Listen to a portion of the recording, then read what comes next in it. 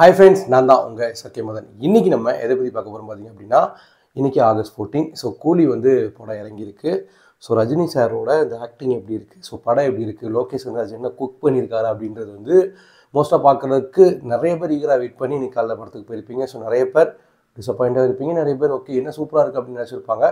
So ஒவ்வொருத்தருக்கும் ஒவ்வொரு விதமான மைண்ட் தாட் இருக்கலாம். மேபி ஃபர்ஸ்ட் ஆஃப் அதாவது பாக்ஸ் ஆஃபீஸ்லேயே இப்போ 50+ ஸ்கோர், அதாவது ஃபஸ்ட் டேலேயே ஓகே 50 கோடிக்கு மேலே ஓகே ஓரளவுக்கு போயிட்டுருக்கு. ஸோ இப்போ படம் எப்படி இருக்குன்னு பார்த்தீங்க அப்படின்னா, கேஸ்ட் வைஸாக ஸோ யாரெல்லாம் Soubin Shakir, Amir Khan and Shruti Haasan, Sathyaraj sir, Rajini sir and மியூசிக்கில் அனிருத், ஸோ டைரக்டர் லோகேஷ், இவ்வளோ இது இருந்தும் படம் எப்படி இருக்குன்னு கேட்டிங்க அப்படின்னா, இது ஒரு முழுக்க ஸ்டார்டிங்லேருந்து இந்த விண்டேஜ், அதாவது அந்த காலத்தில் ரஜினி எப்படி நடிச்சிருப்பார், நம்ம நிறைய பேர் பழைய படம் பார்த்துருக்கோம், சில பேர் பார்த்துருப்போம். ஸோ அந்த காலத்தில் எப்படி இருந்தால் அது இப்போது இந்த ஜென்ரேஷனில் பார்க்கும்போது எப்படி இருக்குன்ற ஒரு விண்டேஜ் ஃபீல் வந்து அந்தளவுக்கு கொடுத்துருக்கு. ஃப்ளாஷ்பேக் எல்லாமே ரொம்ப சூப்பராகவே எடுத்துருக்காங்க, நல்லா இருக்குது.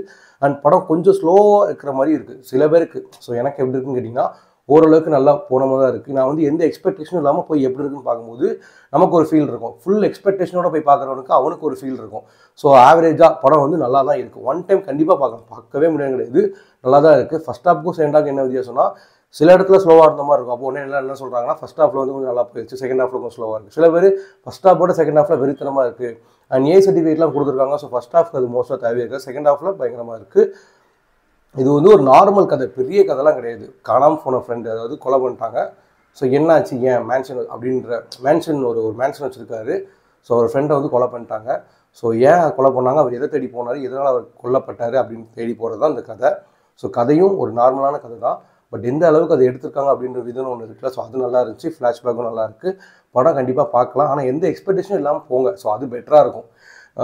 ஆனால் பேக்ரவுண்ட், அதாவது மியூசிக் பேக்ரவுண்ட் வைஸில் வந்து பார்த்திங்கன்னா உண்மையிலே சூப்பராக இருக்குது. லோகேஷோட அவரோட ஸ்க்ரீன் ப்ளே வந்து இன்னும் கொஞ்சம் பண்ணிக்கலான்றது மெயின் மேட்ரு.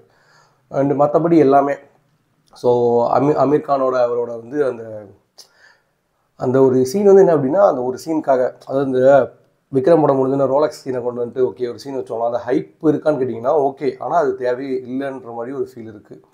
அந்த டைமில் ஓகே, பட் அது எதுக்கு அப்படின்ற மாதிரி ஃபீல் இருக்குது. நாகார்ஜுனா சார்லாம் நல்லா உண்மையிலே வேறு லெவலில் பண்ணியிருக்காரு. சௌபின் ஷாகிராக இருக்கட்டும், எல்லாருமே. ஸோ யாரையுமே அங்கே குறை, இவங்க வந்து ஆக்டிங் நல்லா இல்லை அப்படின்னு குறையே சொல்ல முடியாது.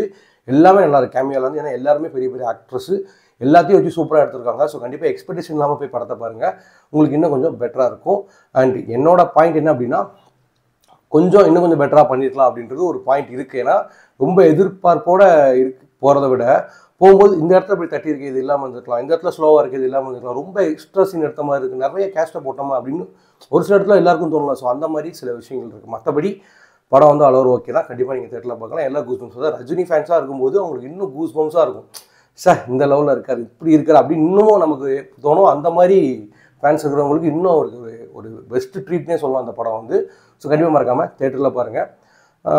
டவுன்லோட் பண்ணி பார்க்காதீங்க, இன்னொரு ஃபீலாக இருந்தாலும் தேட்டர் ஃபீல் வந்து இன்னும் பெட்டராக இருக்கும். ஸோ கண்டிப்பாக மறக்காமல் தேட்டரில் போய் பாருங்கள். இந்த வீடியோ உங்களுக்கு பிடிச்சிருந்தா லைக் பண்ணுங்கள், ஷேர் பண்ணுங்கள், சப்ஸ்கிரைப் பண்ணுங்கள். நீங்கள் அந்த படம் பார்த்தீங்கன்னா உங்களுக்கு எப்படின்னு தோணுது அப்படின்றத கமெண்ட்டில் சொல்லுங்கள். நாளைக்கு ஒரு நல்ல வீடியோட பார்க்கலாம். பாய்.